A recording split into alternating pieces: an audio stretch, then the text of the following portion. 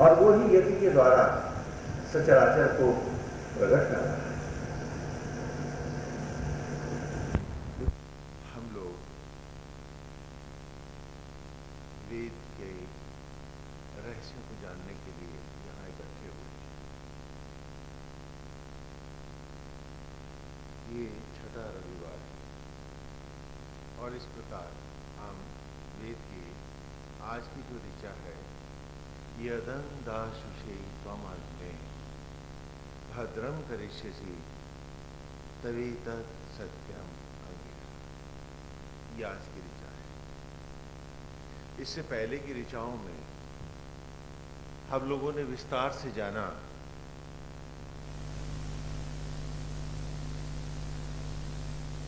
कि ईश्वर किस प्रकार हम सबको बना रहा है और हम सब उस एक पिता की संतान हैं। सार्थक जीवन उसी का होगा जो जिन उद्देश्यों के लिए हमारे पिता ने हमें धरती पर भेजा है, हम उन्हें धारण करें। तो पहली ऋचा से हमने जाना कि उसने कैसे प्रकट किया। तो वेद का आरंभ हुआ, अग्निम ईले पुरोहितम यज्ञस्य देवम ऋतविजम होतारम रत्नधातुम, कि उस परम पिता परमेश्वर ने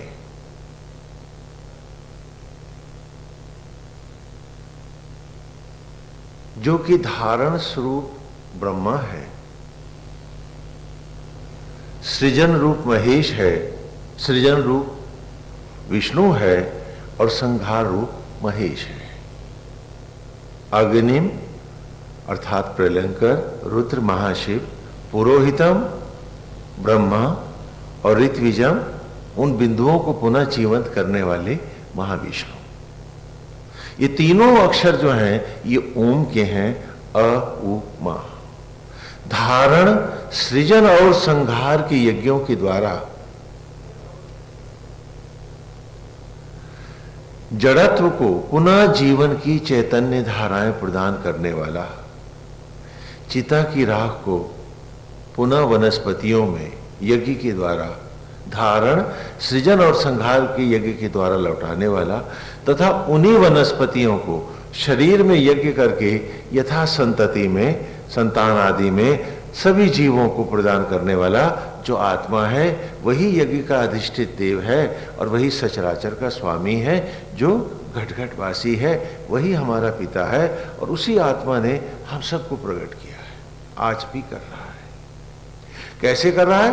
होतारम रत्नधातु, कि वो हम पर सारे जीवन के क्षणों और उपलब्धियों को न्यौछावर कर रहा है, हमसे कोई तनख्वाह या पैसे नहीं मांग रहा है। तो जब पिता ने हमें न्यौछावर से के द्वारा प्रकट किया, उसी ने हमें संतान से, सम्मान से, मकान दुकान से वरद किया, हम माता पिता कहलाए। जबकि हमें एक उंगली बनाने नहीं आती, बना वो ईश्वर ही यज्ञ के द्वारा गर्भ में शिशु को रहा है, लेकिन फिर भी उसने हमें को सारे सम्मान दिए, बच्चे भी तो उसने हमें न्यौछावर में दिए।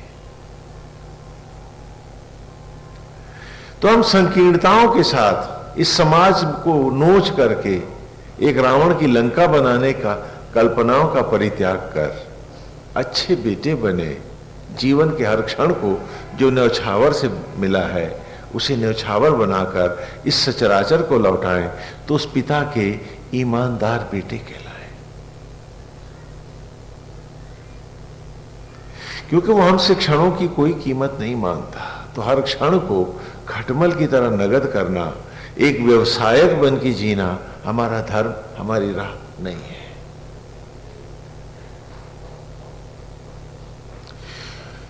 और राह क्या है? तो उसको हमने दूसरी ऋचा में जाना, अग्नि पूर्वे भिर ऋषि भिरीडयो नूतनैरुत सा देवाम एह वक्षति, कि हे अग्नि, हे आत्मा, हे यज्ञ, हे प्रदीप, इससे पूर्व भी आदिकाल से, निरंतर युगों से तुम्हारी नित्य नहीं होती ब्रह्म ज्वालाओं में जिसने स्वयं को जलाया, यज्ञ किया, जो अपने ही आत्मा से अद्वैत कर पाए, जो उसी का रूप बनकर सचराचर में जिए और हर क्षण उसी को समर्पित रहे, सा देवाम वक्षति, वे ही देवत्व को गए, वे ही ईश्वर को पाए, उन्होंने ही सत्य को जाना। तो यहां हमने उस मार्ग को जाना जो वेद के 5 महावाक्यों का है। हाँ, एक मार्ग है, एक प्रैक्टिकल वे है। कभी कोई पूछता है स्वामी जी सांसों का ध्यान करूं तो कैसा रहेगा, कोई कहता है धड़कनों पर ध्यान करूं तो कैसा रहेगा, जबकि वेद ने कहा कि सांस तो दिखती नहीं, दिखती है क्या, तो ध्यान कैसे करो। और सवाल यहां देखने का है, तीसरा नेत्र खोलने का है जो तुम्हारे भीतर है, और जिसे मेडिकल साइंस भी थर्ड आई ही कहती है, आदिकाल से कहती आ रही है, कोई नई बात नहीं है या कोई ऐसी बात नहीं है जो कि विज्ञान में सिद्ध नहीं है। इसी को भगवान ने दिव्य चक्षु कहा गीता में, कि अर्जुन से कहा कि मेरे उस रूप को तू नेत्रों से नहीं देखेगा, कैसे देखेगा, तो मैं तुझे दिव्य चक्षु देता हूं जिससे तू मेरे उस स्वरूप को देख सके। वो अर्जुन जो महाशिव से भी हथियार ले आया है, स्वर्ग भी हो आया है, इंद्र के यहां भी रह आया है, जो कृष्ण के साथ घूम रहा है लेकिन कृष्ण को नहीं देख सकता, तब भगवान कहते हैं कि मेरे उस रूप को देखने के लिए मैं तुम्हें दिव्य चक्षु ददामी, देता हूं। क्योंकि उस चक्षु के बिना, नेत्र तो है, चक्षु भीतर है, जब तक वो नहीं खुलेगा तो मेरे उस रूप का दर्शन जो परमेश्वर है तू नहीं कर पाएगा, तू मुझे सिर्फ मनुष्य रूप में ही देखता रहेगा। तो जब अर्जुन को भी चक्षु के बिना ईश्वर नहीं दिखा तो हमें भी तो देखना होगा, तो उसका कोई मार्ग तो होगा, उसी का यहां चर्चा करें दूसरी ऋचा में, कि सबसे पहले बजाय सांस का, धड़कनों का, बत्तियों का, दियों का, इस प्रकार के मार्गों का अनुसरण करने के बजाय मैं सीधा सीधा वेद के बनाए इस 5 महावाक्यों के को अपना जीवन बनाता हूं। ये मार्ग नहीं, संपूर्ण जीवन है। तो सबसे पहले आता है तत्त्वमसि। तत् माने ऐसे तुम असी हो, तो क्या कि तुम हो ऐसे, तो क्या किया कि एक धारणा बनाई है मैंने, कहा कि जिस राह से आया हूं मैं वो राह ही तो होगी मेरी, जिस राह मुझे पिता चला रहा है उसी का आगे अनुसरण करना ही मेरा धर्म है। जैसे पाठशाला में अध्यापक कबूतर से का पढ़ाता है, तो मैं कबूतर से पा नहीं का ही पढ़ूं। हाँ, दाएं बाएं भटकने से क्या होगा, क्योंकि नाना संप्रदाय, नाना धर्म हमें भले नाना मार्ग दिखा दें, लेकिन उन मार्गों का क्या प्रयोजन, क्योंकि आज भी वो हर सांस इस कुदरत से ले रहे हैं। इस कुदरत से हट के ना कोई मजहब होगा, ना कोई धर्म होगा, ना राह होगी। आज भी हम सब ऋणी हैं, हर सांस के लिए हवा प्रकृति से ले रहे हैं, भस्मी से अन्न भी वो यज्ञों के द्वारा बना रहा है, तो हमारा पेट भर रहा है। तन का एक रोया हमको बनाना नहीं आता, आत्मा होकर वही बना रहा है। तो जब हर सांस हम उससे ले रहे हैं, तो हम उससे हट के वो धर्म कौन सा बनाएंगे, तो वो जीवन कहां पाएगा, हम तो अपने को ही नहीं दे पाए। तो इसलिए मत मतांतरों में, मन के भ्रमों में, तथा कथित गुरुडम में फंसने से क्या होगा। जो रास्ता प्रकृति, कुदरत और परमेश्वर दिखा रहे हैं, जो मेरा पिता दिखा रहा है, राह तो वही होगी। तो क्या किया कि तत्त्वमसि धारणा का पुष्ट सांचा बनाया। क्या किया कि पलथी के जैसा चबूतरा बनाता हूं, धड़ के जैसा गोल मंदिर है, कमरा है, सिर के जैसा गुंबद है और जटाओं के जूड़े सा कलश है। ऐसे मैं अपने ही आप को मंदिर में ढालता हूं। हाँ, पलथी के जैसा प्लेटफॉर्म बनाता हूं, पहले चबूतरा मंदिर का, थला जिसको बोलते हैं, फिर धड़ के जैसा एक गोल कमरा रखता हूं, सिर के जैसा गुंबद लगा देता हूं, जटाओं के जूड़े सा कलश है और अपनी ही अंतरात्मा को मूर्ति बनाकर बिठाता हूं और स्वयं जीव रूप पुजारी बन के उस मंदिर में खड़ा हो जाता हूं। जैसे जीव रूप इस शरीर में मैं पुजारी हूं, एक निमित्त हूं, उसी प्रकार एक निमित्त वहां खड़ा कर, क्योंकि इस मंदिर में स्वयं साक्षात परमेश्वर ही भोजन को रक्त में बदल रहा है। आज भी बन के शबरी का राम मेरी जूठन को, मेरे जूठे अन्न को रक्त में, शक्ति और ओज में लौटा रहा है। तो इस मंदिर में वो मुझे बना रहा है, तो ऐसा ही मैंने भी एक घर बना दिया और आत्मा जैसी मूर्ति बना दी है। और अब कहा है कि तप के माध्यम से इसी सांचे में मैं स्वयं से स्वयं को ढाल के दिखाऊंगा। तो सबसे पहले आस्था, भक्ति और समर्पण आया मेरे जीवन में।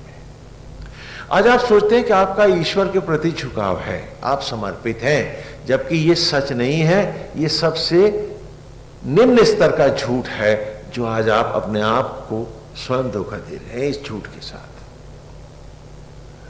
चिंता सबसे पहले ही दिखा देती है कि तुम भक्त नहीं हो। जो चिंता कर रहा है उसका ईश्वर मर गया है, उसका कोई राम नहीं है।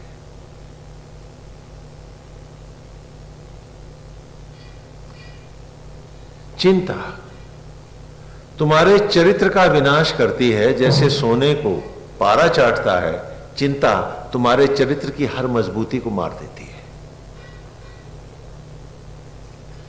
अब आप कहते हो स्वामी जी घर गृहस्थी में रहते हैं तो चिंता करनी पड़ती है। मैं कहता हूं तुम झूठ बोल रहे हो। तुम अपने पाप पर सोने चांदी का वर्क लगा रहे हो, गलत है ये। क्या चिंता करने से तुम्हारा कोई बिगड़ा काम सुधरता है?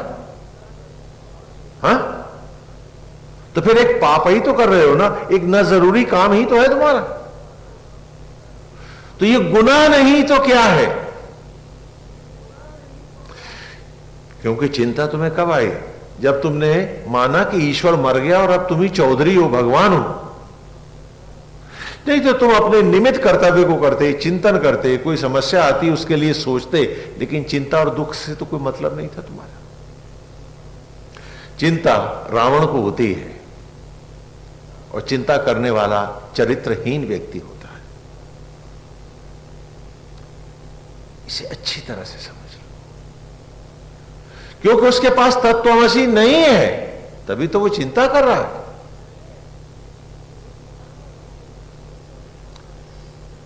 और चिंता स्वयं में उसे बदला देती है कि मेरे इस थर्मामीटर में देख, तू महापापी है। अब आप कहते हो स्वामी जी चिंता कैसे नहीं करेंगे? ये सबसे बड़ा गुनाह है, पाप है। क्योंकि चिंता से ही, जब चिंता कब हुई? जब तुमको लगा कि तुम्हें करना है और तुम कर नहीं पा रहे और तो कोई है नहीं करने वाला। अब तुम्हारे में समर्थ तो है नहीं, परमेश्वर तो तुम हो नहीं, तो क्या करोगे? झूठ बोलोगे, दाएं बाएं गलत काम करोगे, रिश्तों को, अपनों को ठगने की कोशिश करोगे। और ये सारे गंदे भाव तुम्हारे चेहरे को घूरे से भी घटिया और गंदा बना देंगे, संबंधों में भी कड़वाहट ला देंगे। तो चिंता से आरंभ होती है ये बीमारी और तुम्हारी हर अच्छाई को चाट जाती है। और चिंता से तुम्हारा कोई भी बिगड़ा काम सुधरता नहीं है। सुधरता है क्या? चिंता इस बात का सबसे बड़ा प्रमाण है कि तेरा कोई ईश्वर नहीं, तेरा कोई राम नहीं, तू किसी को नहीं मानता है अपने दंभ के आगे। तेरा कोई भगवान नहीं।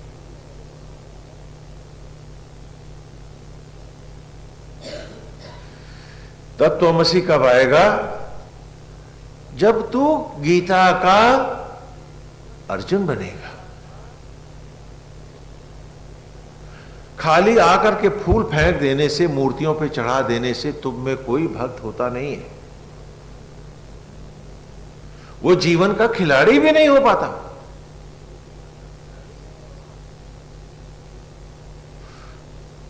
जो सच्चे भक्त हैं, चाहे कितनी भयानक परिस्थिति क्यों ना है, जो उसकी सामर्थ्य का है वो कर्तव्य करते हैं। फिर आगे वो जाने, मेरे रोने गाने से जब सुधरना नहीं तो मैं एक नया पाप क्यों करूं? बैठ के चिंतन क्यों ना करूं? प्रभु का ध्यान क्यों ना करूं? क्योंकि ये समय मेरा नष्ट ही तो हो रहा है।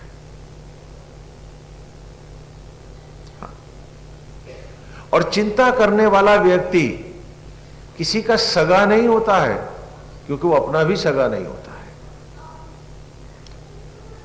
कहते हैं स्वामी जी बच्चे देर से आए हैं तो चिंता तो होगी। तो हमने कहा चिंता करके तुम चाहते हो ना कि उनका भी कुछ दुर्भाग्य हो जाए, एक्सीडेंट हो जाए? क्यों? कि चिंता, जब तुम चिंता कर रहे हो उसके लिए और ध्यान तुम्हारा उसी बच्चे में है, तो तुम्हारी चिंता आत्मा से आत्मा को राह होती है, उसमें खींच ही तो पैदा करेगी। और सड़क पर वो चला आ रहा है तो खींच करके ये भी तो हो सकता है कि वो अपनी गाड़ी ट्रक को दे मारे। तो कौन सा तुम उसका भला कर रहे हो? तुम कहीं पर भी अपनी चिंता को सही साबित नहीं कर सकते, ये पाप है। बजाय उसके तुमने चिंतन किया होता कि नारायण आप ही का रूप है, आप संभालोगे, और आपने मस्ती से भगवान का ध्यान किया होता। ध्यान आपका बच्चे में है, तो बच्चे को ध्यान के द्वारा क्या दे रहे थे आप? एक मस्ती, आनंद। तो वो सकुशल लौटा था। वो तो कहिए आपकी चिंता में दम नहीं है, नहीं तो आपका कोई स्वजन शाम तक घर लौट ही नहीं सकता। इतना बढ़िया काम कर रहे हैं आप, इतना अच्छा काम करते हैं आप, इतने सगे हैं आप अपनों के।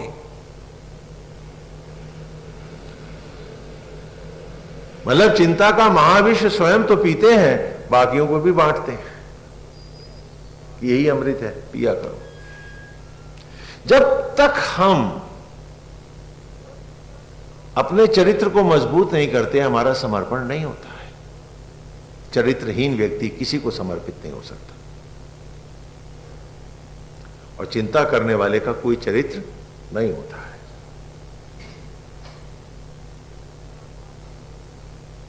उसकी पूजा पाठ भी एक नाटक है, उसमें कोई दम नहीं है। इसीलिए तत्वमसि में मैंने पूरा समर्पण दिया कि बनाया घर तुम्हारा, नाम दिया मंदिर देवालय, घर तुम्हारा प्रतिबिंब मेरा। अब फिर क्या?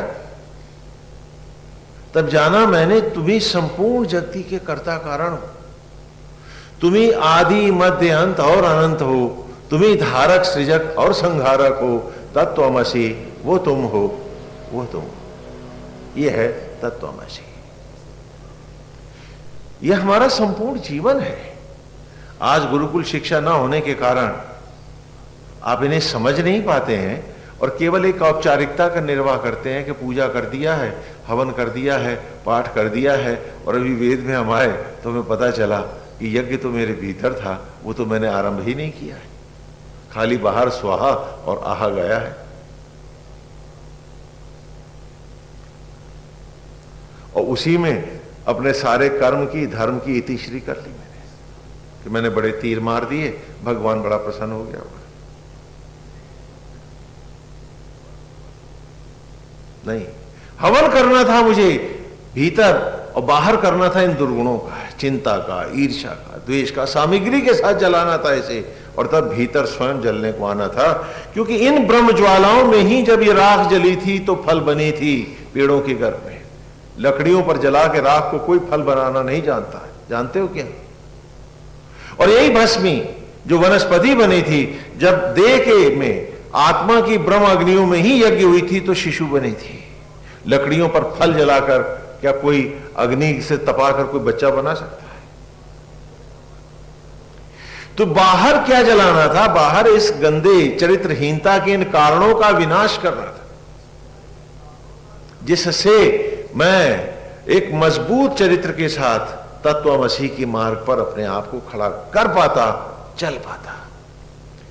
इसीलिए कहते हैं हम बार बार कि वेद सुने नहीं जाते, वेद पढ़े नहीं जाते, वेद मात्र गाए नहीं जाते, वेद जिए जाते हैं, जीवन बनाते हैं उसको।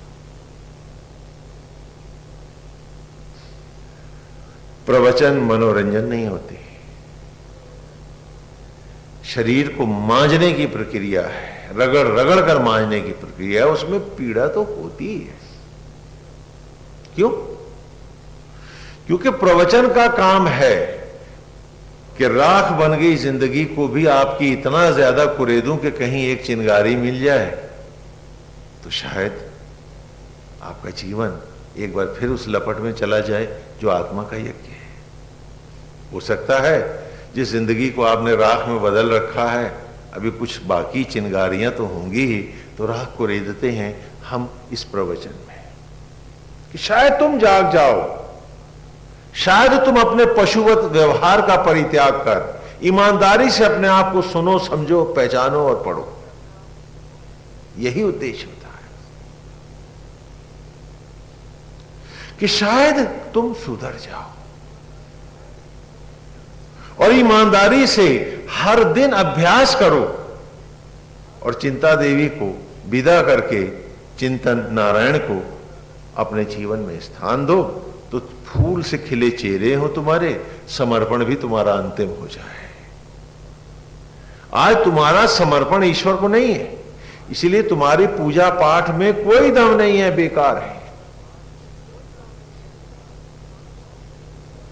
अभी तक तुम भगवान को अपने पे रिझा रहे हो, तुमने रीझना सीखा ही नहीं है। क्यों? क्योंकि समर्पण ही नहीं है। होता तो खुद ही समझ में ना आता कि ईश्वर को रिझाने से मेरा क्या भला, मैं रीझ जाऊं तो मैं भगवान का डुप्लीकेट बनूं, तो मेरा आचरण अच्छा हो, मेरा व्यवहार अच्छा हो, मेरा स्वभाव अच्छा हो और उसकी दया और कृपा मेरे अंग अंग पे बरसे तो कल्याण। अभी तो तुम्हारा दंभ भगवान को भी रोटी खिला रहा, अभी तुम्हारे पास ईश्वर नहीं है। क्या है? स्टेटस है बस। पूछो, मट्टी के ढेर का भी कोई स्टेटस होता है?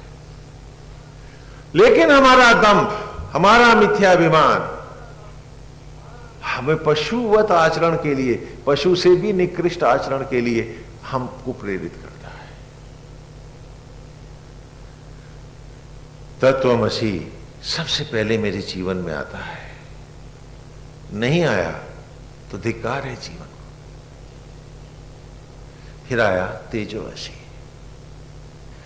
कि मूर्त जो मैंने बनाई थी नारायण की, वो भले बाहर उस मंदिर में रही, लेकिन ध्यान में उसका सुंदर सांचा लेके मैं कहां गया?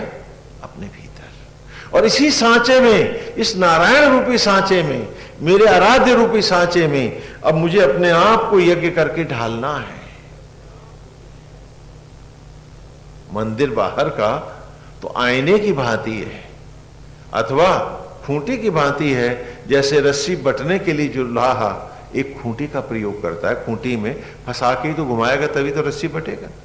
तो उसी प्रकार ये मूर्ति तो खूंटी की भांति है, रस्सी मुझे अपने चरित्र की, अपने आप की उस हर क्षण को आत्मा को अर्पित करना है, अपने आप को उस आत्मस्थ होकर के जीना है। और फिर दूसरी सूक्त की इस ऋचा में हमने पूछा था कि अगला मार्ग क्या है, तो कहा तेजोवसी। क्या? कि धारणा के पुष्ट सांचे में तत्वमसि, देखा तुझे जगमग ज्योतिर्मय स्वरूप तुम्हारा, तेजोवसी तेजोवसी। वो मूर्ति भले बल्ब की तरह, बिना बिजली छुए बल्ब की तरह बाहर बैठी थी, लेकिन जब भीतर ले गया और उस मूर्ति को मेरी आत्मा ने स्पर्श दिया तो बल्ब की तरह चल गई, उसका ज्योतिर्मय स्वरूप देखा। तो कहा तेजोवसी तेजोवसी। भले प्रकाशित हो सहस्त्र सूर्य, 1000 सूरज भी जगमगाए तो क्या, मेरी मुर्दा आंखों को तो रोशनी मिलती नहीं, आत्मा तो देता है, तभी ये आंख सूरज भी देखती है, नहीं तो वो भी अंधेरा हो जाता है। मुर्दे को सूरज की रोशनी कहां दिखती है? जलानी थी रोशनी उसकी, कि टोटल समर्पण टू यू। तू है तो सांस है, तू है तो जीवन का क्षण है, तू है तो धड़कन है। इस सत्य का वो जब हम ईमानदारी से जीवन के हर क्षण में उतारते, तभी तो हम सत्संग करते। खाली मनोरंजन कर लेना, भजन गा लेना, तालियां बजा लेना कोई सत्संग नहीं है। सत्य का संग ही सत्संग होता है। कि सत्य को मैं अपने सामने रखता, तेजोवसी को, कि आज हर समर्पण तुझको है। मैं बैसाखियों के सहारे नहीं जीऊंगा भौतिकताओं की। गोविंद तू है तो मैं हूं, तू नहीं तो मैं कहां। हर सांस तू दे रहा है,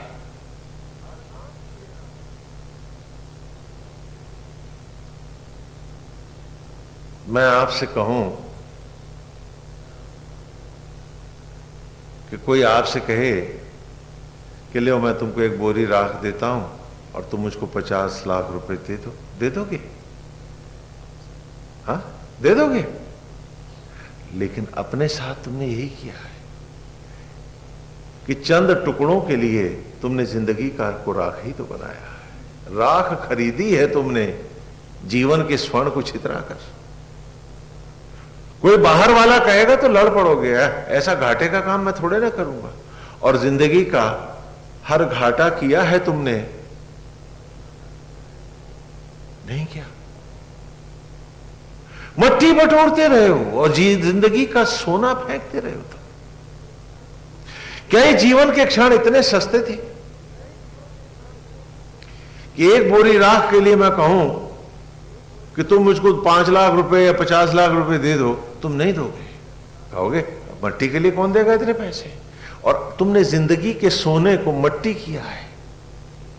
आधी जिंदगी, आधी राख और 4 कदम और चिता की लकड़ियों पर भस्मी का ढेर, नालियों का सड़ता पानी, क्या कमाया है तुमने?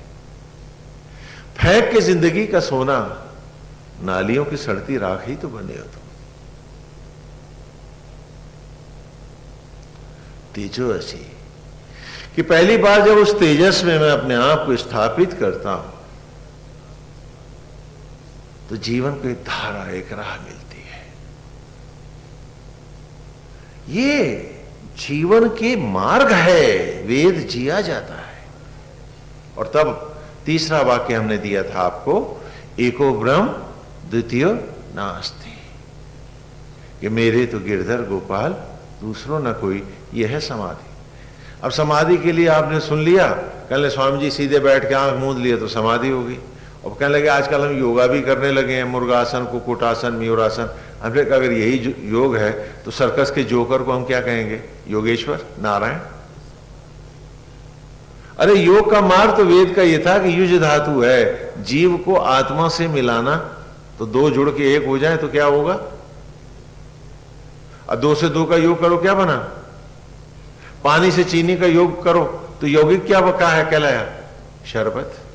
तो योगा नहीं जानते कि कभी सर के बल खड़े हो, कभी टांग उठाए खड़े हो, नाच रहे हो बंदरों की तरह। व्यायाम को योगा हमने कब कहा? वेद ने कब कहा? योग है कि बेटा हूं, उसका हर सांस वो दे रहा है, उत्पन्न उससे हूं, लेकिन उससे हट के जी रहा हूं, अब उससे जुड़ के जीऊंगा। इतनी सी बात समझ में नहीं आई? हाँ, और नए नए नाटक शुरू कर दिए तुम लोगों। वो व्यायाम है ना कि योगा जो तुम करते हो। अच्छा है वो, लेकिन योगा तो नहीं है।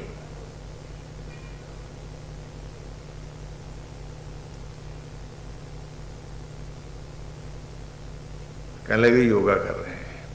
हमने कहा अच्छा कुछ होता होगा। अब योगा है ना, चलो हम योग को अलग कर लेते हैं अपने। और क्या कहें कि योग का अर्थ है कि जब उसी से सांस है, उसी से धड़कन है, उसी का न्यौछावर हूं मैं, तो हर सांस उसी में डूब के जी जाएगी। उससे हटकर भौतिकताओं को ही, मट्टी को ही सब कुछ समझकर हम नहीं जिएंगे।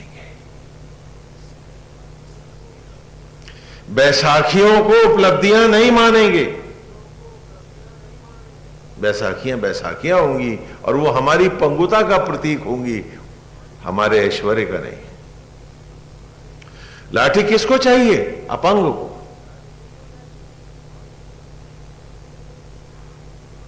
और आज तुमने उन लाठियों को, मट्टी की लाठियों को अपना स्टेटस बना रखा है, उसने अपना परमेश्वर बना रखा है। तुम क्या जानो ईश्वर होता क्या है?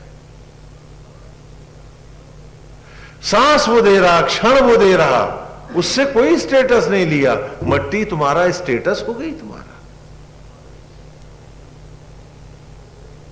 हाँ।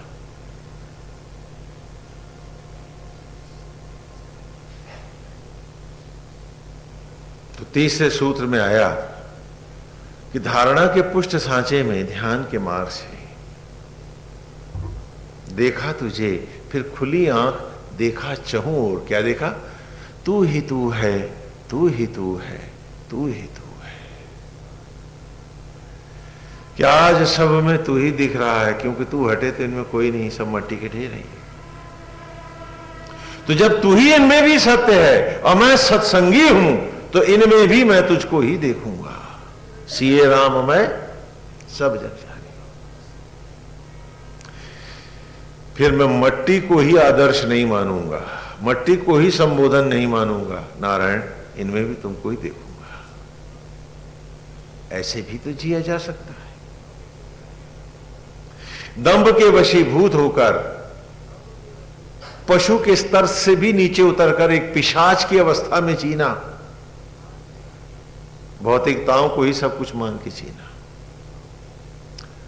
और सब में समभाव से अपनी ही अंतरात्मा को देखना, तो खुली बंद आंखों में समाधिस्थ होकर जीना, न कि खाली नाटक ड्रामे करना। इसी का नाम समाधि है। तो क्या किया? जब देखा चाहूं और तू ही तू है, तू ही तू है, तू ही तू है, तो जला दी सब भ्रांतियों की चिताएं, सारे नाते रिश्ते दिए जला, कि अब सब में एक राम का रिश्ता रखेंगे। सब में वही है, सबसे को प्यार है, सब मेरे हैं, हम उनके हैं, लेकिन न कोई रिश्ता है न नाता है, सिर्फ आत्मा का नाता है, बस। इससे आगे मानेंगे नहीं। तो जला दी सब भ्रांतियों की चिताएं। एक चिता में जल गया जब मैं भी, इस मैं को भी जला दिया है। हाँ, सन्यास के समय सन्यास लेना वाला खुद अपनी चिता जलाता है। जला दी सब भ्रांतियों की चिताएं। एक चिता में जल गया जब मैं भी, फिर पहन ज्वाला ये लपटे, बैठ गया हूं सम्मुख तुम्हारे, तू ही तू है, तू ही तू है, तू ही। आपको इंतजार होगा कि कोई आपकी चिता जलाएगा, फिर तेरा ही करेगा। हाँ, हमारा चलन है कि हम अपना सब कराएं। ये कहीं गिरेगा, कोई फर्क नहीं पड़ता। कैसे लेटेगा? कुदरत है, कुदरत में मिल जाएगी। नदी में जाएगा, जमीन में जाएगा, लपट में जाएगा, क्या लेना? क्योंकि हमें जो कुछ करना था हम कर रहे हैं। अब जो कुछ है वो है, बस। ये मैं भी गई है, खत्म हो गया। क्या मेरा मेरा उपचार क्या होगा? कहा मैं तो कर आया। अब तो ये वो है, वो जो चाहेगा करेगा।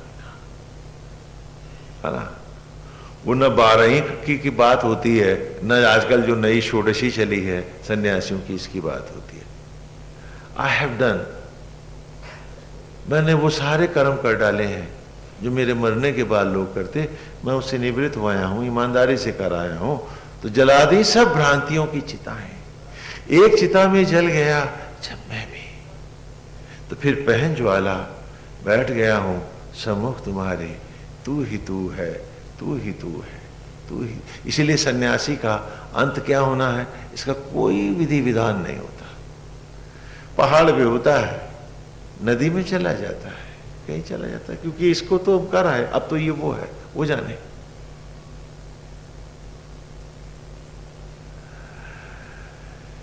और तब अगली अवस्था आती थी समाधि के बाद यज्ञ की, कि धारणा के पुष्ट सांचे में ध्यान के मार्ग से नथ के 10 इंद्रियों रूपी 10 फन वाला नाग कालिया हो समाधिस्थ मैं करने लगा इस तन सामग्री को आत्म ज्वालाओं में यज्ञ है। वो जो ध्यान मूर्ति थी वही सांचा है और उसी में ढल रहा करने लगा मैं तन रूपी सामग्री को ब्रह्म ज्वालाओं में यज्ञ। तो होकर ये सामग्री यज्ञ हिरण्य धाराओं में लौटती, हिरण्य माने गोल्डन, सुनहरी, हिरण्य धाराओं में लौटती धारणा के पुष्ट सांचे में वो जो आराध्य है, जो गोविंद है, ढलने लगी है, सिमटने लगी है मेरे ही शरीर में। मैं पुत्र बन जन्मने लगा।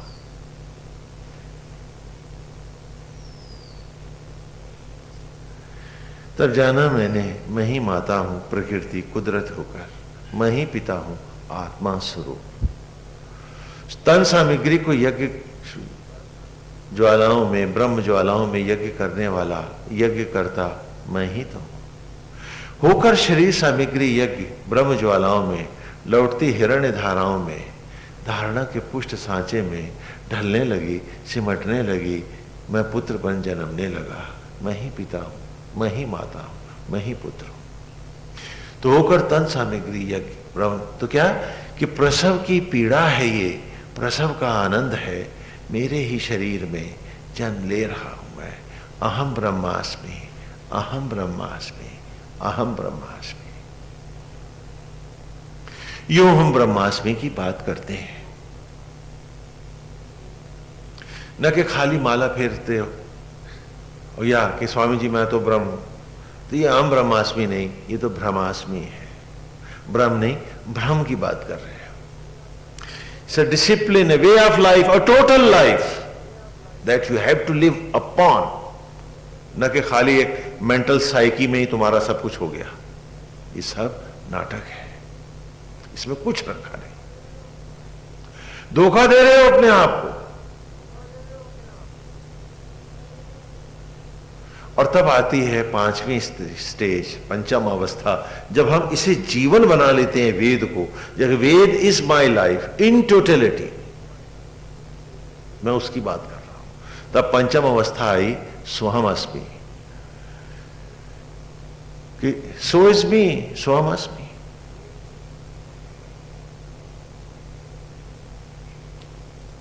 क्या कि तुमने देखा अंडे का जल, अंडे में एक खोल है और जल ही तो है, कोई सांचा तो नहीं है।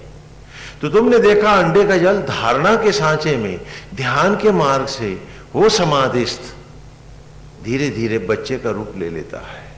हो जाता है जब चूजा बच्चा पूर्ण, तो एक रोज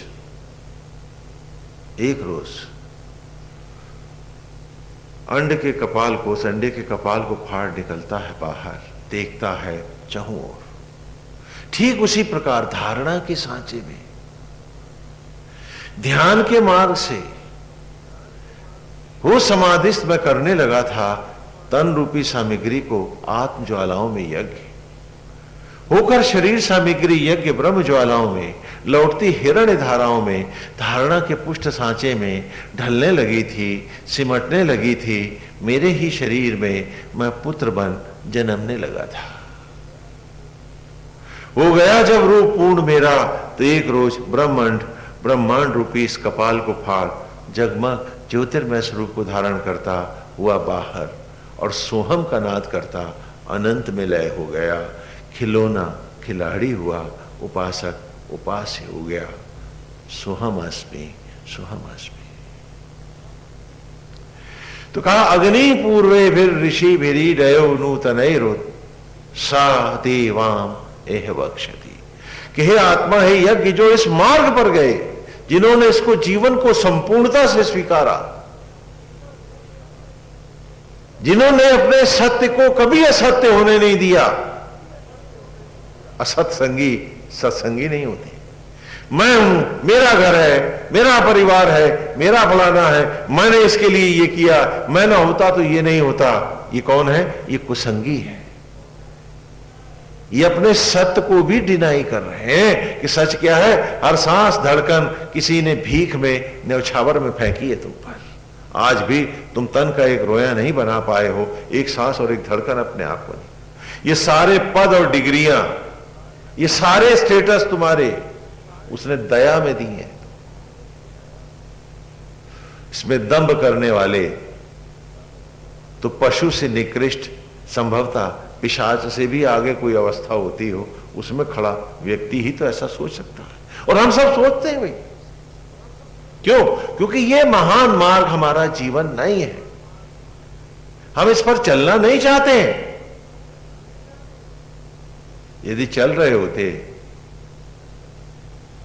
तो ये शब्द हमको स्पष्ट हो जाते हैं। इसीलिए अगली ऋचा में पुनः कहा अग्निना रईम अश्नवत पोषमेव दिवे दिवे यशसम वीरवत्तम। अग्निना, इन ब्रह्म ज्वालाओं में रहीम अश्नवत, शीघ्रता पूर्वक आकर जिसने अपने आप को व्याप्त कर दिया, अपने आप को भस्मसात कर दिया, इस मैं को मार दिया, इस अग्नि को ही सब कुछ माना। पोषम एव दिवे दिवे, और इसी में वो क्षण क्षण पोषित होने लगा, इसी को अपना सर्वस्व मानकर जो जीने लगा, लेता इसको देता इसको, जो सचराचर में एक ईश्वर का भाव रखने लगा। यशसम वीरवत्तमम, ये वो यशस्वी और वीर का मार्ग है जो 5 महावाक्यों का है। कायर न चल पाएंगे इस पर।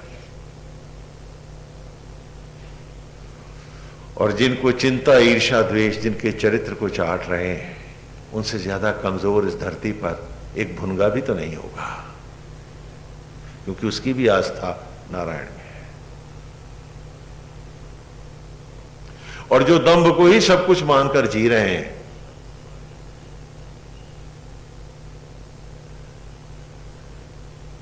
वो रावण को भी तो लज्जित कर रहे हैं। और अगली फिर उन्होंने हमको बताया था कि बाहर के यज्ञ से हमारा तात्पर्य बाहर के यज्ञ से बाहर के इन भावों को जलाने से, जो 10 इंद्रियों के साथ जुड़े। लेकिन ये बाहर का यज्ञ ही मूल यज्ञ नहीं है। तो अगली ऋचा में आपने हम सब ने पढ़ा, अग्नेयम यज्ञम अध्वरम विश्वतः परिभूरसी सा इत देवेशु गच्छति। कि अग्नेयम, जिस यज्ञ में अध्वरम, जो कभी ध्वस्त नहीं होते, जो कभी विनाश को नहीं जाते, जो अजर अमर है, विश्वता परिभूरसी, जिसमें सारा सचराचर समाया है, जिस यज्ञ के द्वारा बारंबार जड़ चेतन धाराओं को लौट रहा है, साइत देवेशु गच्छति, जो इस मार्ग को जानता है, जो इस रहस्य को जानता है, वही ईश्वर की ओर आता है, वही आत्मा के साथ अद्वैत कर पाता है, वही योगी है। न कि खाली बाहर हवन करा दिया है, स्वामी जी आज बड़ा यज्ञ करा दिया, आज इतना दान कर दिया, हम भी कहते हैं हाँ भाई बड़ा दानी है, चलो कुछ तो किया, कुछ भाव तो है, बट इट्स नॉट एवरीथिंग, ये सब कुछ नहीं है। तुम्हें उस यज्ञ में के प्रति सचेत होना था। आज यदि मनुष्य होकर भी तुम न जाने कि मट्टी इंसान कैसे बनी, तो मैं पूछता हूं कल क्या कुत्ता बिल्ली या कोई और अन्य पशु बनकर जानोगे? कब जानोगे? क्या मनुष्य की योनि ही इस सत्य को जानने के लिए नहीं बनाई गई है? और आज उससे तो तुम भूले हुए हो, जिंदगी का सोना फेंक रहे हो और बोरा भर राख इकट्ठी कर ली है। एक आध बोरा और हो जाएगा, 2 बोरा राख चिता की लकड़ियों पर तुम्हारा संपूर्ण होगा। और जिंदगी का सोना न जाने कहां छितरा जाएगा। और तुमसे मैं कहूं कि वो एक बोरी राख लिए वो सड़क पे बैठा है, उसको जाकर के 50 लाख रुपए या 5 लाख रुपए दे आओ और एक बोरी राख ले लो, तो कहोगे कोई हम बेवकूफ हैं क्या? और मैं पूछता हूं, ये जिंदगी जो राख की है, तो तुम अक्लमंद हो क्या? तुमने समझदारी की है क्या? क्या तुमने अपने आप को धोखे नहीं दिए? स्वयं को स्वयं ठगते नहीं रहे हो? आस्थाहीन, दंभ को ही नारायण मानकर जीने वाली इस मनोवृत्ति के कारण ही तो तुमने जिंदगी के सोने को छितराया है। और दंभ ने इतना अंधा किया कि हर रोज एक अर्थी जाते देखी और ये भूल गए कि तुम्हें भी जाना है एक दिन।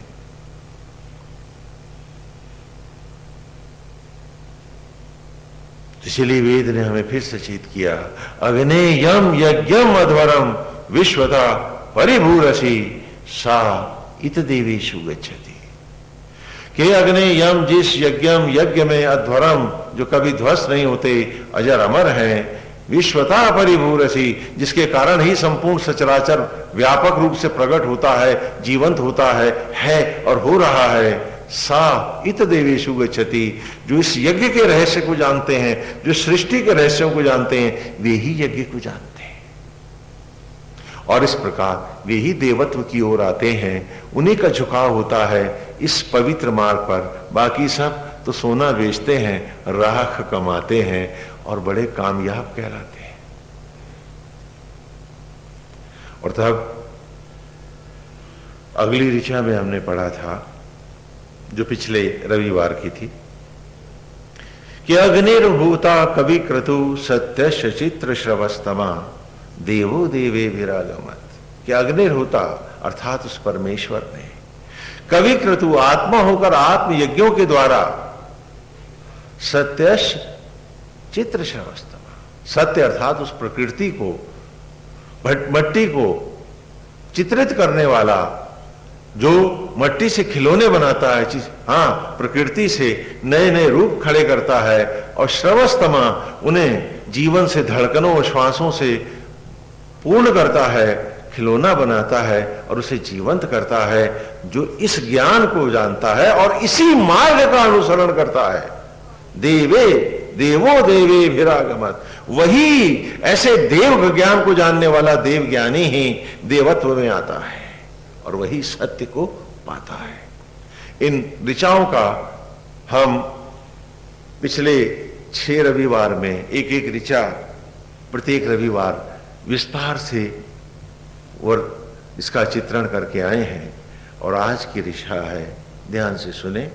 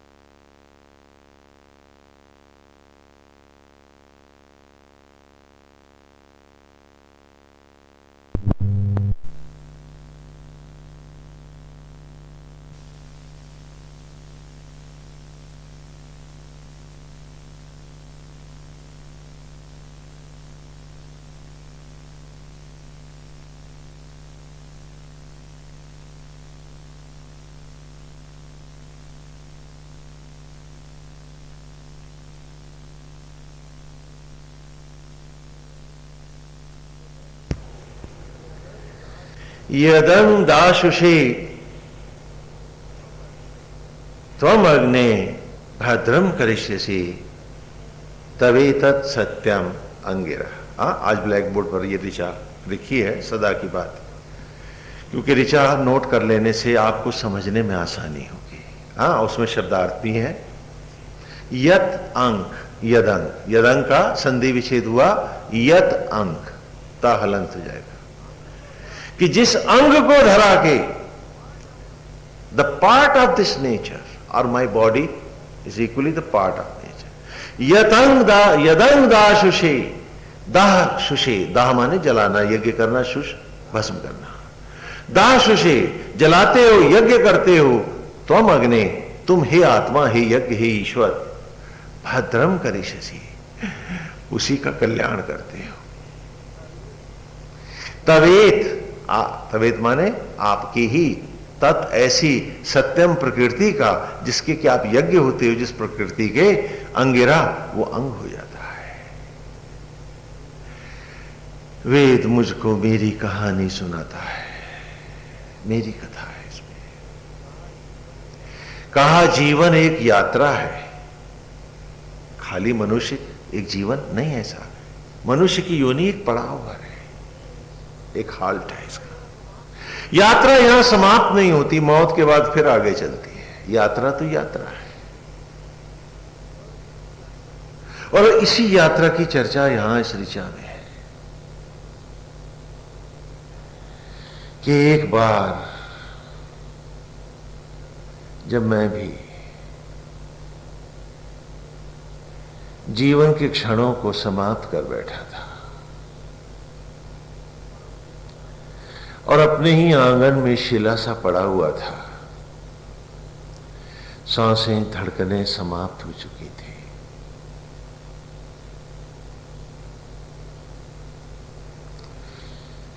तब मेरे ही मित्र और स्वजन मुझे बना अर्थी डाल कांधे पर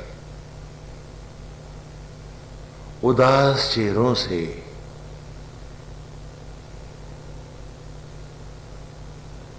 उस आत्मा को गाते हुए राम नाम सत्य है, हरि का नाम सत्य है, ले चले थे मुझको।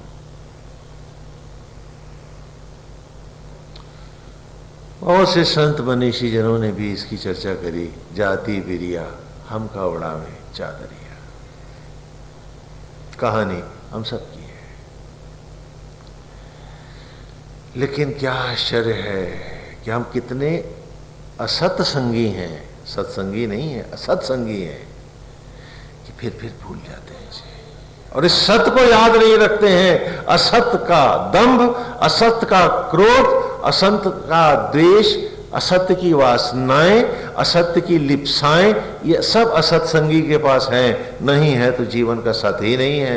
वो कहता सत्संग करके आ रहा है। कैसी विचित्र, क्या विडंबना है।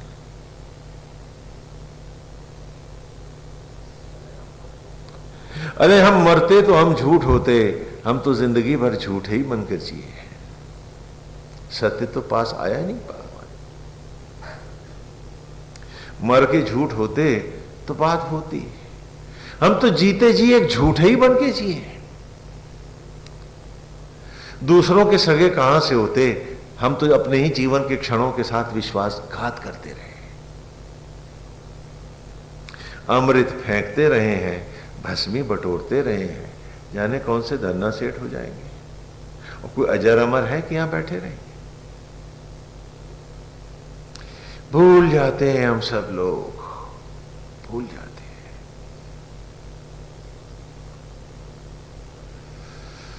तो कहा जब अपने ही आंगन में पड़ा था, मित्र स्वजन मुझे कांधे पर लाद ले चले थे। गांव से बाहर दूर उस वन के बियाबान में ज्येष्ठ आषाढ़ की तपती दोपहरी सा धू धू कर जला था ये तन मेरा।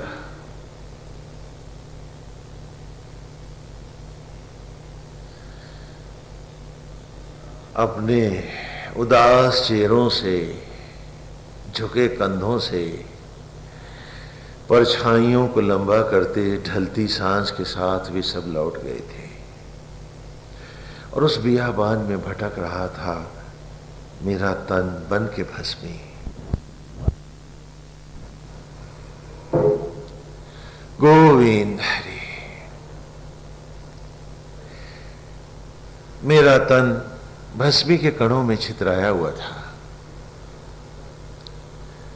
गति, गंतव्य और अभिव्यक्ति से शून्य। न कोई मेरा था अपना, पराया कहने को भी तो कोई न था।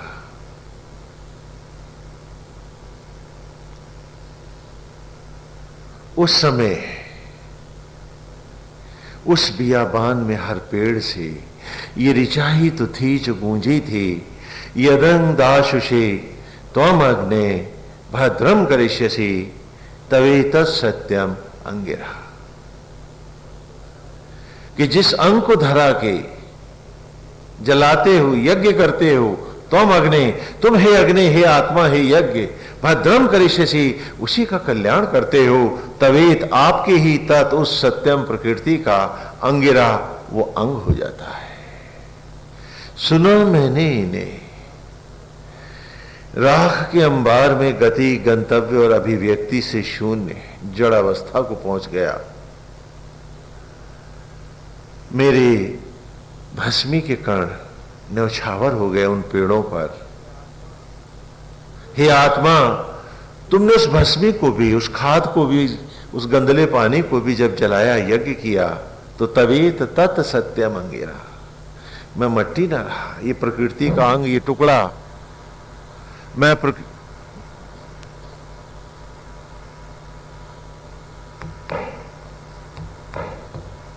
गोविंद हरि। क्या हो रहा है बेटा ये?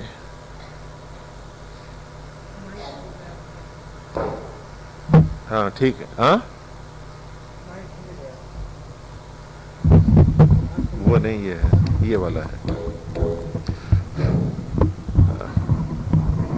गोविंद, हाँ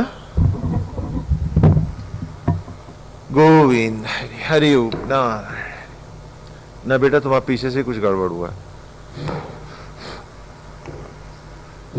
हाँ, गोविंद हरि।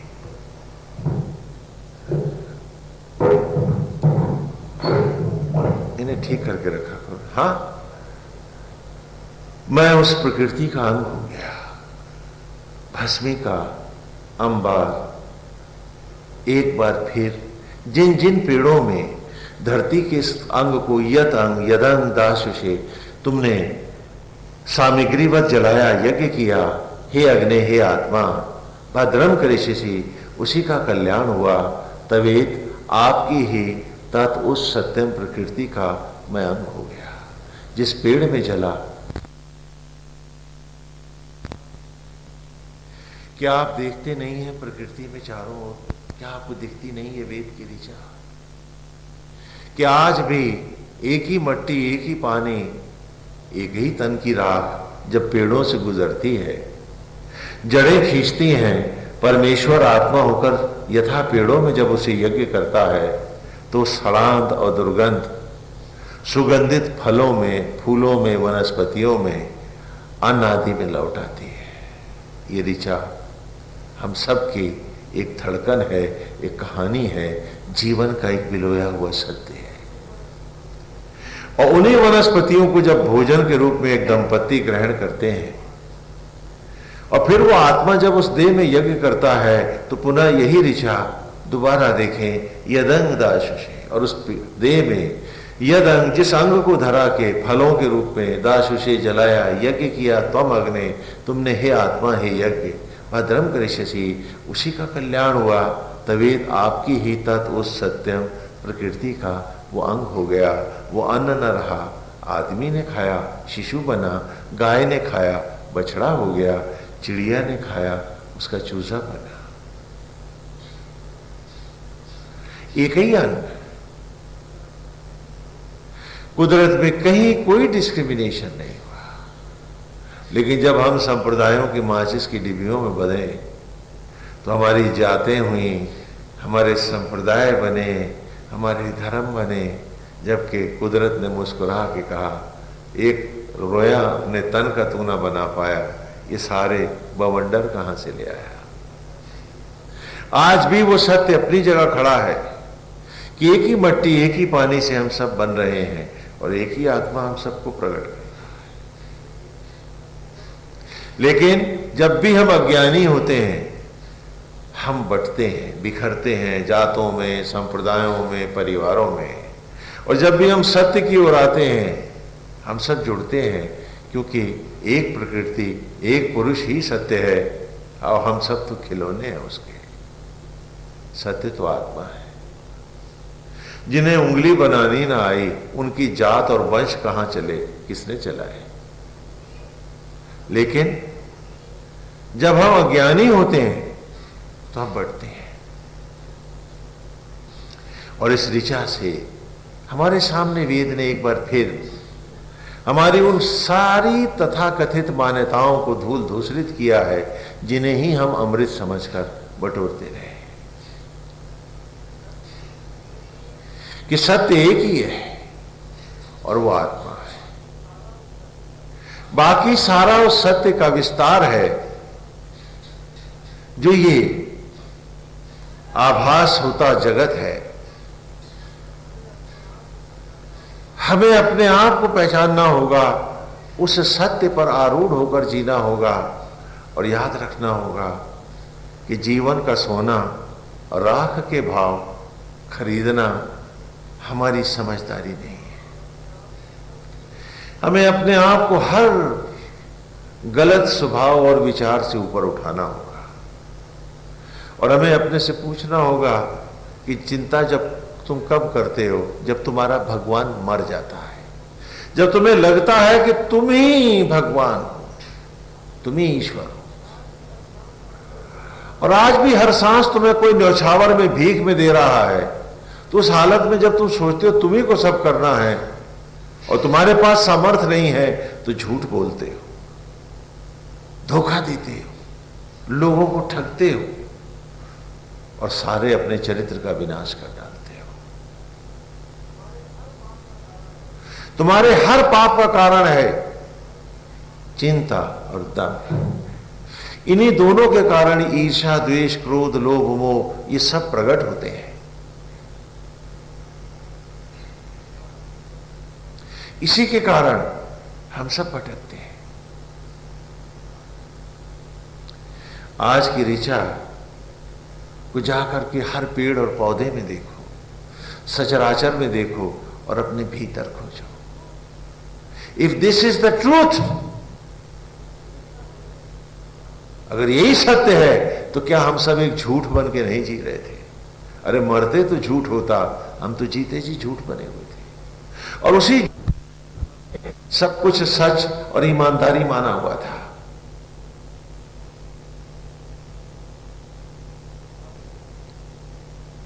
हमें अपने आप से पूछना होगा, स्वयं को पढ़ना होगा, अपने आप को जानना होगा पूरी ईमानदारी के साथ।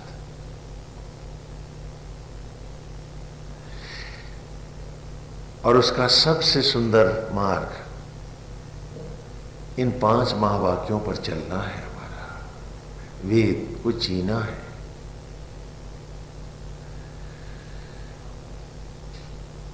हम बैसाखियों को भगवान नहीं मानेंगे, अपनी पंगुता का प्रतीक मानेंगे। वो हमारा स्टेटस नहीं है, वो हमारी कमजोरियां हैं।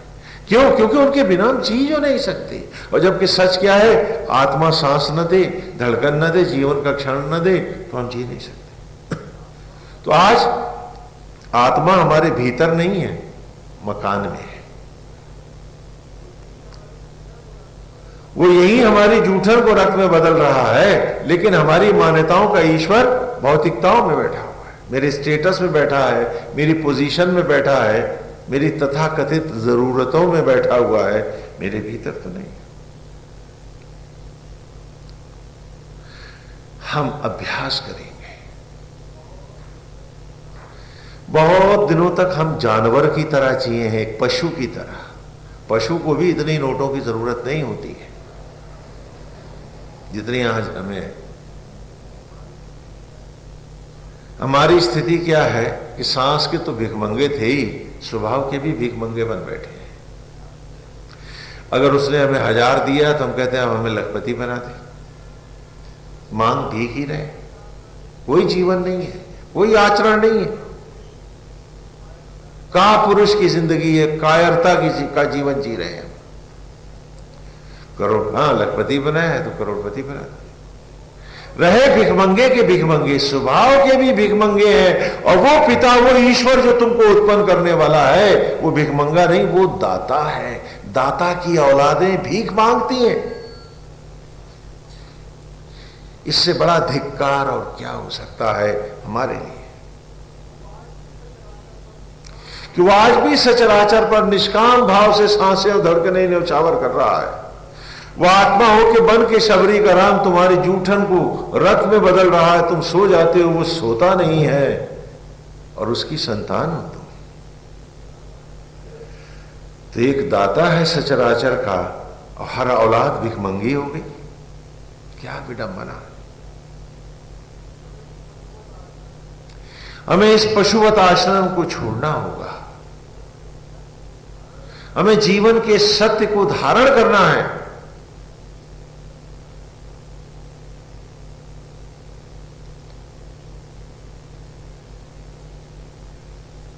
कि हमें भी जो हम हैं वही बन के जीना है। वो पिता जो हमें सांस और धड़कन दे रहा है निष्काम भाव से न्यौछावर बन के, तो हमें उसका न्यौछावर बन के जीना है। न्यौछावर शब्द का अर्थ होता है, आपने देखा होगा लड़की की शादी होती है तो आप न्यौछावर फेंकते हैं, तो न्यौछावर यूं नहीं फेंकते। कैसे फेंकते हैं? पीछे को। क्यों? कि मैं देखूं भी नहीं कि सेवा ली किसने, वो रुपया सिक्का किसने उठाया, वो देखना भी नहीं है, तो यूं फेंकते हैं। हमारी हर सेवा इस सचराचर में न्यौछावर हो, तब ईमानदारी से हम, जिसकी हम औलाद हैं, हम उसका अनुसरण करेंगे।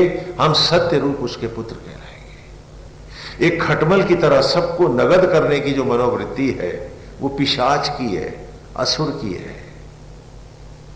जीते जी अगर प्रेत बन रहे हो तो मर के क्या बनोगे? सोचो, विचार करो।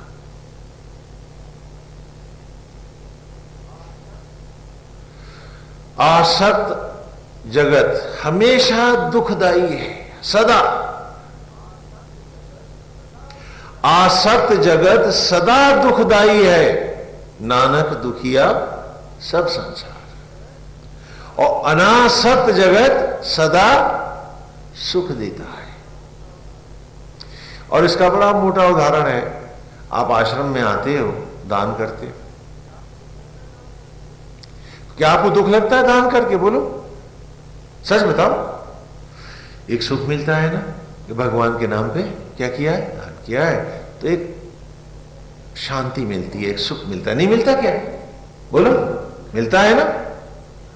और उतने ही पैसे अगर तुम किसी को उधार दे दो, पता नहीं लौटाएगा कि नहीं, कब देगा, मुकर तो नहीं जाएगा, तो तुम्हें सुख मिलता है कि दुख मिलता है? हां, देते ही दुख का आरंभ हो जाता है। तो आसक्त जगत सदा दुखदाई है और अनासक्त जगत सदा सुखदाई है। और तुम उस अनासक्त में नहीं जीना चाहते हो, आसक्त में ही जीना चाहते हो। यानी सुख का अखंड भंडार है कि जब सांस धड़कन वो दे रहा तो संकीर्णताओं का चलो परित्याग करें। व्यापक है जब पिता हमारा, वो तो जीव मात्र की जूठन को रक्त में बदल रहा, किसी की जात, किसी का संप्रदाय नहीं पूछता, न जानता वो। और उसी एक पिता की हम सब संतान हैं। तो आओ, जब न्यौछावर से बना रहा, सांस की धड़कन की कीमत नहीं मांग रहा, तो चलो उसका न्यौछावर बन के जिए। क्योंकि हर सांस, हर क्षण ये जो है, ये खर्च हो रहा है। यहां हम में से कोई कुछ कमाने नहीं आया है, हम सब क्या करने आए हैं? गंवाने आए हैं, खर्च करने आए हैं। आप सोचते हो कि आपने मकान कमाया है, आपके पास बिल्डिंग है, आप भूल जाते हो कि आपके साथ कुछ नहीं जाएगा। जैसे आप कहीं पिकनिक करने के लिए गए, पिकनिक स्थान पे, वहां टूरिस्ट डिपार्टमेंट के तंबू कनाते लगे हैं, आप उसमें रहे, उसी के टूरिस्ट डिपार्टमेंट के होटल हैं, आपने पैसे दिए, सामान लिया, खाए पिए, घूमे फिरे जंगलों में, कुछ ज्ञान अर्जित किया, कुछ मन में आया तो पेड़ पौधों की और जंगल के जीवों की भी सेवा की, उन्हें भी खाना ना खिलाया, और उसके बाद जेब के सारे नोट खर्चा हुए और आप पिकनिक से आगे बढ़ गए। क्या वहां से पिकनिक के हाल्ट से आगे बढ़ते वक्त क्या आप टूरिस्ट डिपार्टमेंट के तंबू भी उखाड़ ले जाते हो? ले जाते हो क्या? नहीं ना। तो ये शरीर का तंबू भी यहीं फेंक के जाओगे, बाकी और क्या ले जाओगे? और ये यात्रा फिर यात्रा रहेगी आगे। फिर जिस पतित योनि में भी जाओगे, वो उम्र के नोट फिर तुम्हें देने आएगा, और उम्र के नोटों के अलावा तुम्हारे पास कोई धन नहीं है, सब निर्धन है, हम सब। और केवल अज्ञान के कारण मट्टी को, राख को धन बनाए बैठे हो और जिंदगी का स्वर्ण छितरा रहे। और आज मनुष्य होकर भी तुम मनुष्य बन के न जी पाए, तो किस योनि में मनुष्य बनोगे? पूछो अपने आप से। क्योंकि जानवर को भी इतनी दुख पीड़ा और चिंता नहीं है जितनी तुम बटोरे बैठे हो। तो क्या पशु से भी नीचे उतर आए हो? कुत्ते को भी इतनी चिंताएं नहीं है, खाता पीता सो जाता है। बंदर का भी पेट भर जाता है, चिड़िया भी पेट भर लेती है। अगर इस धरती पर कोई भूखा है तो जो सबको रोटी देने आया था वही इंसान ही भूखा है।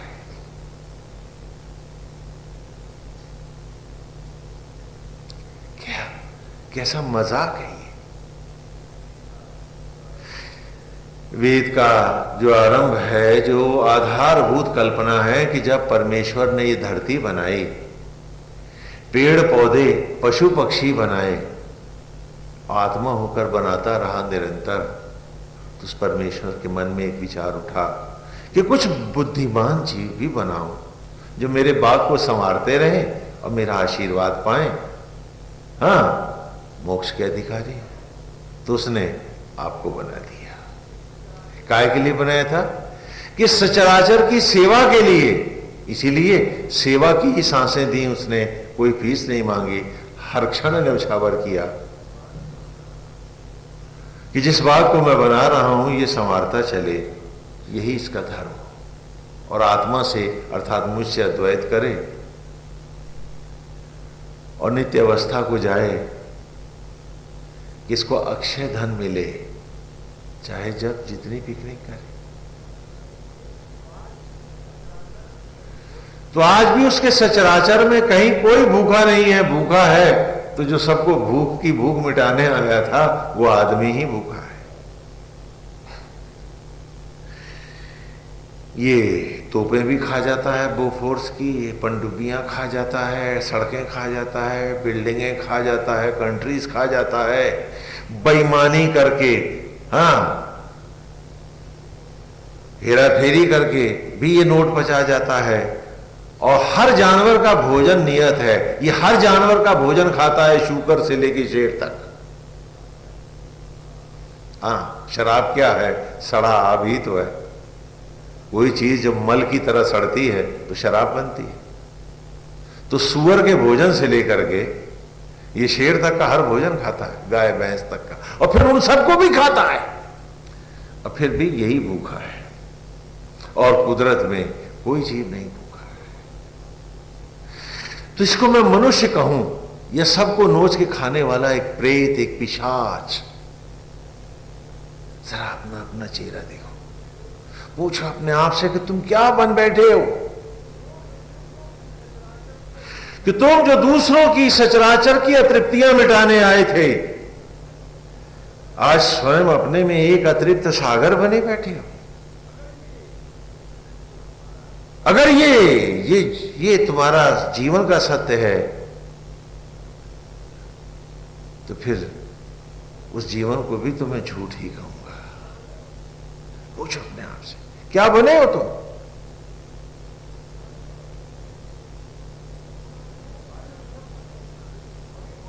आज हम सबको सोचना है और ईमानदारी से सोचना है।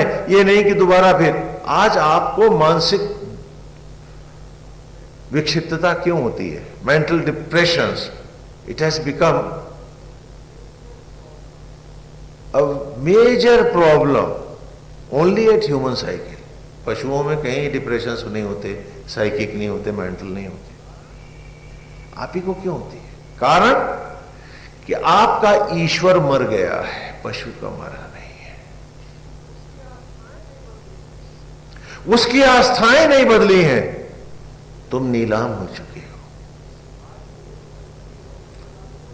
आज ये साइकिक और मेंटल आप क्यों होते हैं? क्योंकि भगवान मर गया है और अतृप्तियां ही तुम्हारी ईश्वर बन बैठी है। आज ये तनाव ही तो तुमको खा रहा है। हम बच्चों को बचपन से ही सुंदर मूर्ति में ढाल देते थे, साधना का एक मार्ग दे देते थे, ईश्वर का, उनकी अपनी ही अंतरात्मा का आश्वासन गुरुकुल से उन्हें दे देते थे, तो फिर वो साइकिक नहीं होते थे, उन्हें डिप्रेशंस नहीं होते थे। क्यों? क्योंकि एक पूर्ण आस्था जब उनके देह में रहती थी, उनके मन सदा शांत और निर्मल रहते थे। वो आपकी तरह कंफ्यूज नहीं थे कि वो अपने आप को नोचते, अपने जीवन के क्षणों को नोचते और अपने ही सुखों को नोचते। चिंता कर रहे हैं, तनाव में बैठे। क्यों बैठे? ये तनाव ही तो आपको मेंटल डिप्रेशन दे रहा है और आपको मानसिक रोगी बना रहा है। कारण कि तुम्हारा ईश्वर में विश्वास नहीं है। अगर होता तो तुम मस्त ना रहते कि अपना कर्तव्य करेंगे, आगे जो हमसे बियॉन्ड है, जो हम नहीं कर पाते हैं, उसका दुख और चिंता करने से हम अपना विनाश ही तो कर रहे हैं, पाप ही तो कर रहे हैं। हमसे इतना भी ना हो पाया कि इंसान उसने बनाया और हम 4 लम्हे जिंदगी के इंसान बन के न जी पाए। वेद कहता है, अरे मनुष्य हो तो मनुष्य बन के जीना भी सीख लो। अब नहीं सीखोगे तो कब सीखोगे? बन न पाए इंसान और बनना चाहते हो देवता, तुम करना चाहते हो आत्मा से अद्वैत और पाना चाहते हो मोक्ष, कैसे होगा?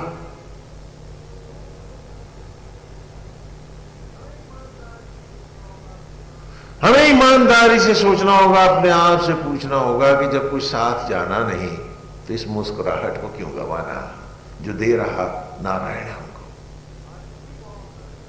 आए आज इसी को हम अपना संकल्प बनाएं कि इस ऋचा को दोहराते रहेंगे, अपने सत्य में हर पेड़ में खोजेंगे, सामने मट्टी हरी पत्तियों में लौट रही है, यही पत्तियां दूध की बूंदों में लौटेंगी और वे दूध की बूंदें ही तो फिर हमारे तन में रक्त के कण बनेंगी, गर्भ में शिशु बनेंगी। यदंदाशे त्वम अग्ने भद्रम करिष्यसि तभी तत्सत्यम। तो कहता है कि जिसे जलाएगा तू भद्रम करिष्यसि, उसी का तो कल्याण होगा।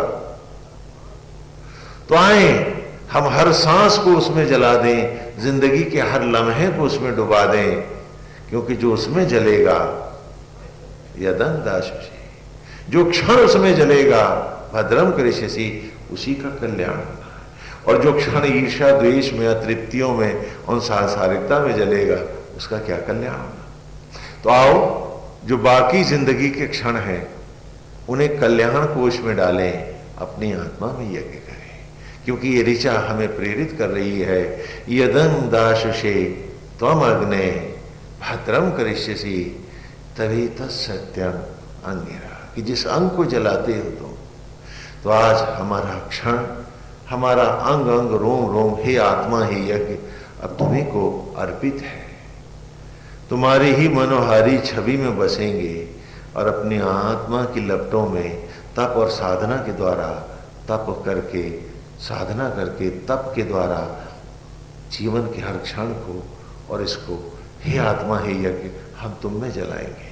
बाहर के असत्य जगत को बाहर के हवन में जला देंगे और भीतर क्षण क्षण हम तुम में यज्ञ होते रहेंगे, हम तुम्हीं में डूबते रहेंगे, हम तुम्हें ही सदा सामने रखेंगे, क्योंकि सचराचर का तुम ही सत हो, तो फिर हम तुम्हारा ही संग करेंगे, हम सत्संगी रहेंगे।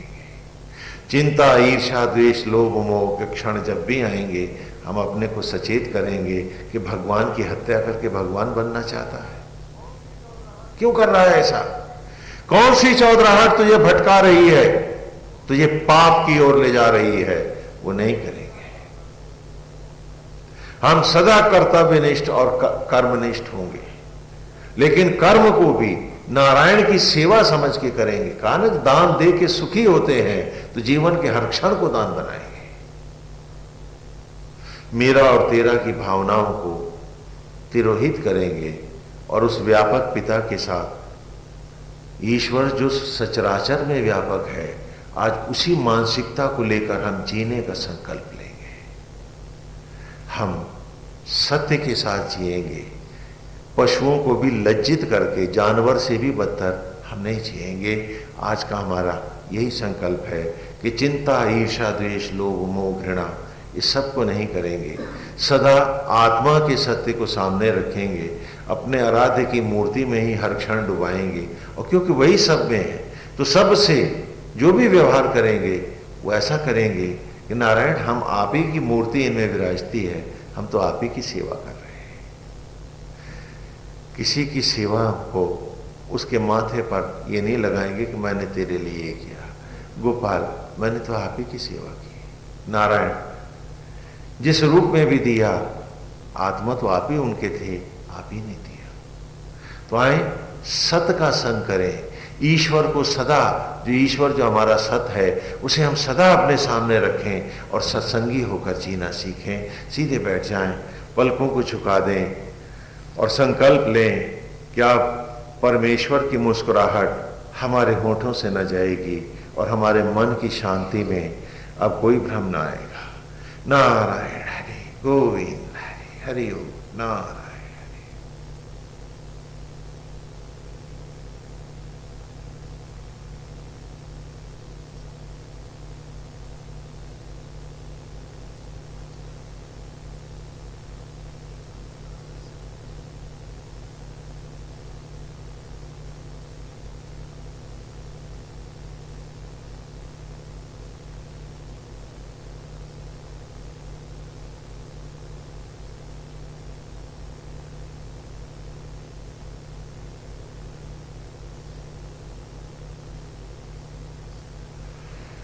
गोविंद हरि हरि ओम नारायण हरि। भगवान हम सबको शक्ति दें, सामर्थ्य दें कि हम वेद के इस मार्ग पर चल सके, इसी को अपना जीवन बनाए। वेद जिए जाते हैं, हम सदा याद रखें। और अगले रविवार को इसी सूक्त की आरती तो आप लोग बाद ही में करेंगे ना? हाँ ठीक। वेद को जीवन की राह बनाए, अपने जीवन प्रैक्टिस करें, अभ्यास करें। एक सुंदर मनोहारी छवि ने नारायण की और अंग प्रत्यंग उसकी शोभा करें और फिर उसी में डूब।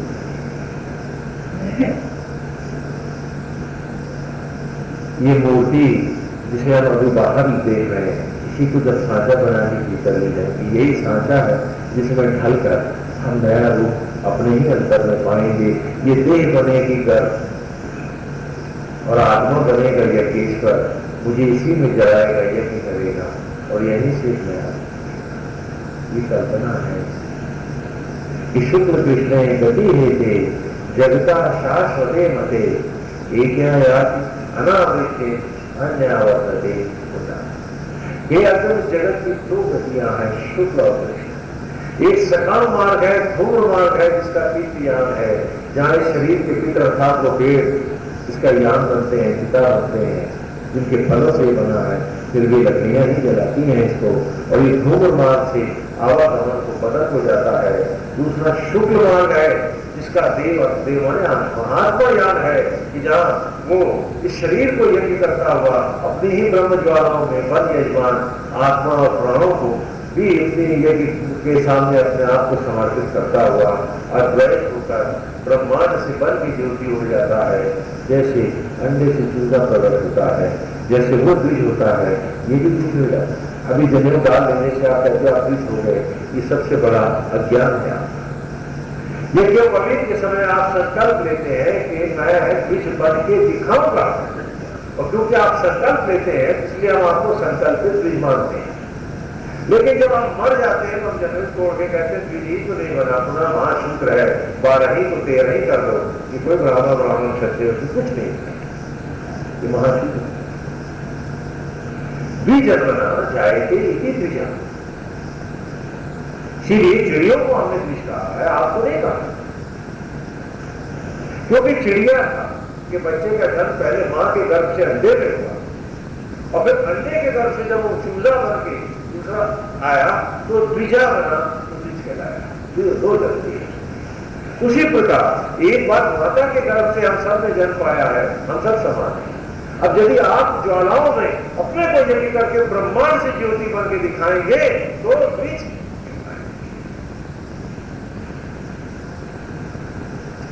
लेकिन खाली तागा डाल देने से हम सारे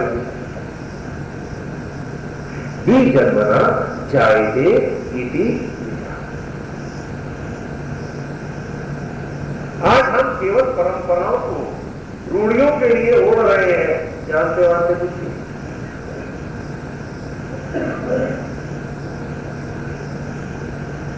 हमने इसे धारण किया था कि तंत्र की सामग्री को आत्म ज्वालाओं में यज्ञ करते हुए, आत्म कुंड में जलाते हुए, अपने आप को यज्ञ के साथ आत्मा के साथ अद्वैत करके इस धारण सृजन और संहार के रहस्यों को प्राप्त करते हुए ब्रह्मांड से ज्योति बनकर प्रकट होंगे, लेंगे मूर्ति का सांचा, ले जाएंगे भीतर, उस सांचे में ढल के स्वयं से स्वयं को उत्पन्न करके।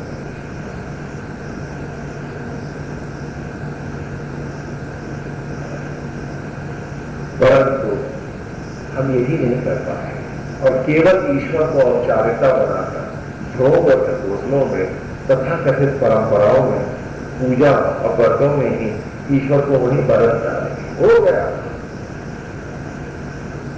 न हमारा आचरण बदला, न हमारा स्वभाव बदला, न हमारा विचार बदला, न हमारी वृत्तियां बदली, तो वो पूजा पाठ जो हमें यही ना बदल पाया वो वहां कहां ले जाएगा, कहां ले जाएगा, ये हमें कभी इसलिए आए सत्य की राह चलने का प्रयास करें, उसकी मनोहारी छवि को अपने अंदर में बसाएं, उसकी सुंदर महिमामयी छवि हम सब में विराजमान रहे।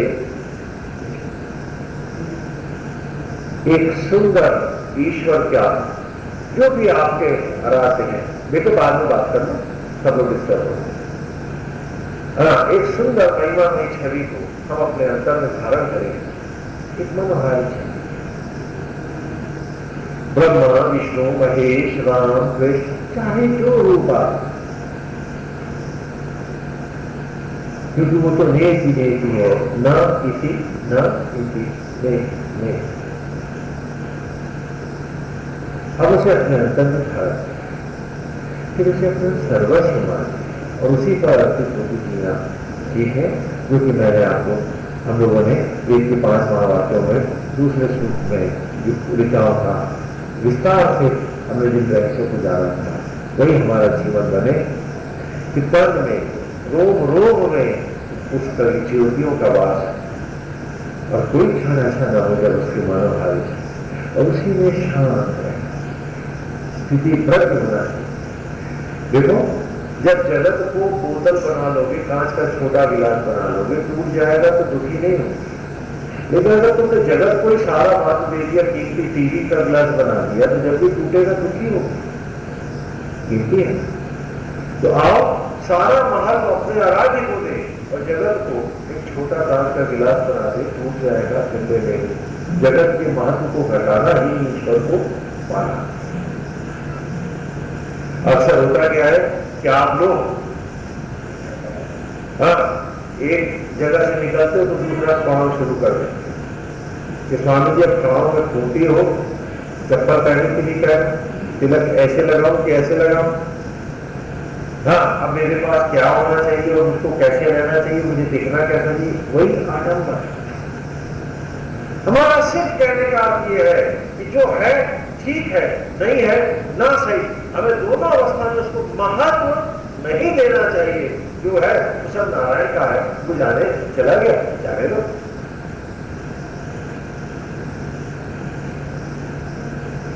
यही विधि राखे ना ताही, और उसको महत्व न देकर रहिए, स्थिति प्रज्ञ होकर रहिए, निमित्त होकर रहिए, जैसा है चलेगा। अब ये नहीं कि खड़ाऊ चाहिए तो मोती हो कि पट्टा हो, सब मूर्खता की। जो इनको महत्व दे रहा है वो ईश्वर को क्या महत्व देगा? तो तिलक ऐसे है या ऐसे है भी या नहीं भी, महत्व उसका नहीं है। किसी भी चीज को महत्व न देते हुए, केवल अपना निमित्त धर्म, अपनी ड्यूटी करते हुए हमें सारा महत्व अपनी अंतरात्मा को, उस परमेश्वर को देना है, यहाँ तक कि नाते और रिश्ते को। क्योंकि नाते और रिश्ते आसक्तियों में आकर मेरे जीवन का सबसे बड़ा पाप बन जाते हैं। इसीलिए श्रीमद् भगवत गीता में सबसे पहले मैं उससे कहता हूँ सारे स्वजनों को मार।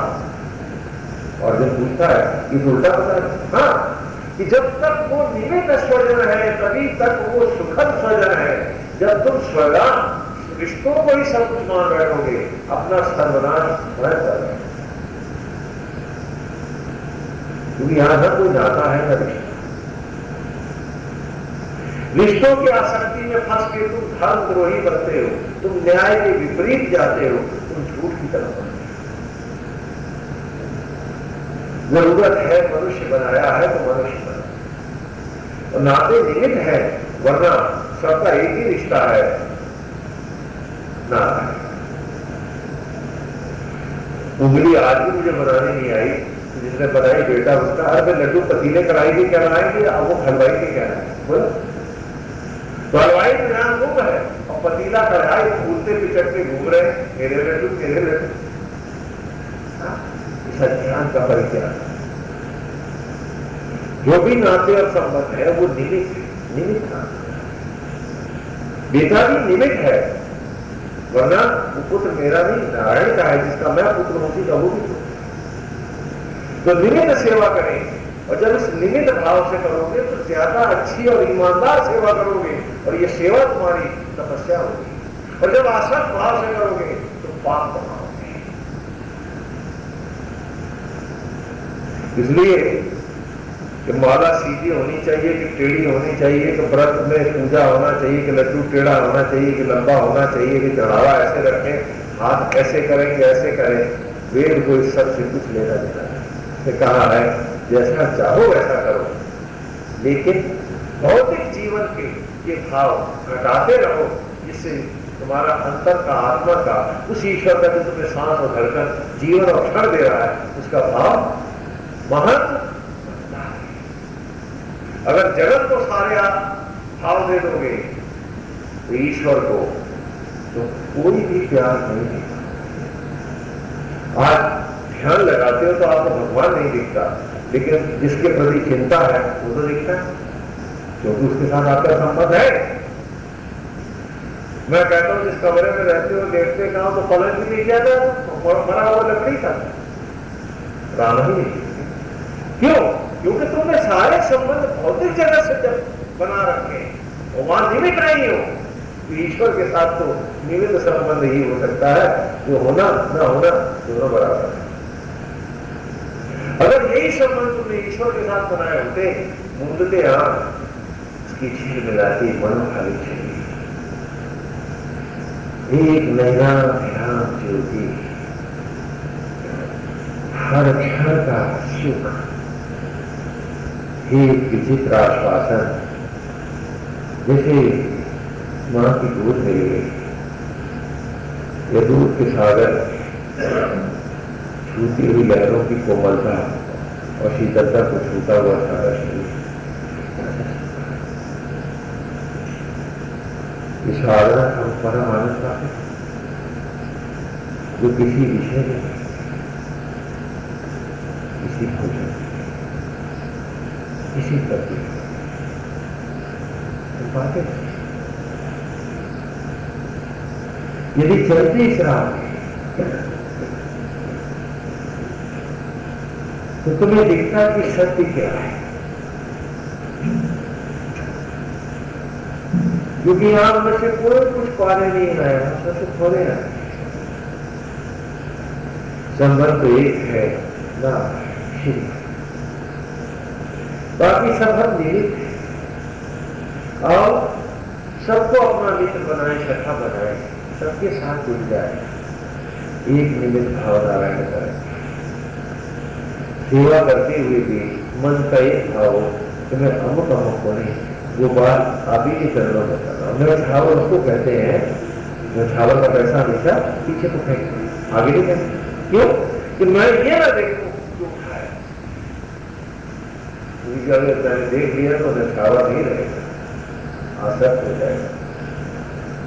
जीवन के हर क्षण को न्यौछावर, जब साथ कुछ नहीं जाना तो पीड़ा, द्वेष, लोभ, मोह, आसक्ति, अतृप्ति, इस पाप को भी क्यों कहा? क्यों चेहरे पे बार बार चिंताओं पे बोलता,